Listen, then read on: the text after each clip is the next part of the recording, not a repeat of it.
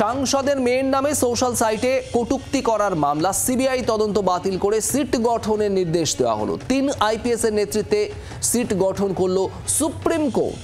CBI তদন্ত বহাল রেখেছিল কলকাতা হাইকোর্টের ডিভিশন বেঞ্চ। সেই নির্দেশ চ্যালেঞ্জ করে সুপ্রিম কোর্টে মামলা হয়।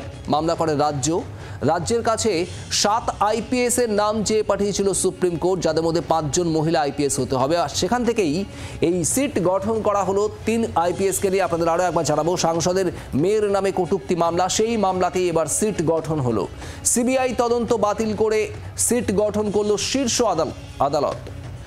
অর্ণবাংশু নিয়োগী আমাদের প্রতিনিধি রয়েছেন আমাদের সঙ্গে। অর্ণবাংশু, ঠিক কি বলা হলো শীর্ষ আদালতের তরফে? 3 সদস্যের সিট গঠন করা হয়েছে আজ। দেখো, সেটা হচ্ছে যে সংসদের মেয়ের নামে কটূক্তি করার জন্য তারপরে 2 জন মহিলা তারা সমর্থন জানিয়ে হাততালি দিয়েছিল, তারা গ্রেফতার হয়। সেই মামলাতে সিবিআই তদন্তের নির্দেশ দেয় কলকাতা হাইকোর্টের সিঙ্গেল বেঞ্চ। পরবর্তী ক্ষেত্রে সেই নির্দেশটা বহাল রাখে ডিভিশন বেঞ্চ। রাজ্য সরকার সেটাকে চ্যালেঞ্জ করে সুপ্রিম কোর্টে যায়। সুপ্রিম কোর্ট গত শুনানিতে বলেছিল যে 7 জন আইপিএস এর নাম চাই, তারা রাজ্যের বাইরের হতে হবে। একই সঙ্গে বলা হয় তাদের মধ্যে 5 জন মহিলা আইপিএস থাকবে।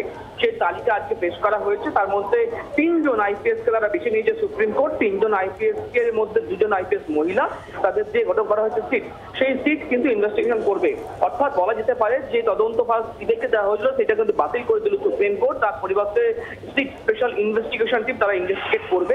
একই সঙ্গে কিন্তু এটাও আদালত আজকে মতামত ব্যক্ত করেছে যে শুধুমাত্র এই ছোট বিষয়ের জন্য কেন সিবিআই আইপিএস থেকে সমস্ত তারা পারবে না, অপারক এমনটা নয়, সুতরাং তাদেরকে ইনভেস্টিগেশন করতে দেওয়া হোক। রাজ্যের বক্তব্য ছিল যে রাজ্যের পুলিশই পারবে এবং যে অভিযোগ করা হচ্ছে, মারধর করা হচ্ছে, টর্চার করা হচ্ছে, সেটা সমস্তটা কাল্পনিক, এর মধ্যে কোনো বাস্তবতা নেই। সেই জায়গায় দাঁড়িয়ে আজকে সুপ্রিম কোর্ট স্পষ্ট করে দিল যে সিবিআই ইনভেস্টিগেশন নয়, স্পেশাল ইনভেস্টিগেশন টিম তারা কিন্তু ইনভেস্টিগেট করবে। বাংলার আওয়াজ, বাঙালির আবেগ, জি 24 ঘন্টা।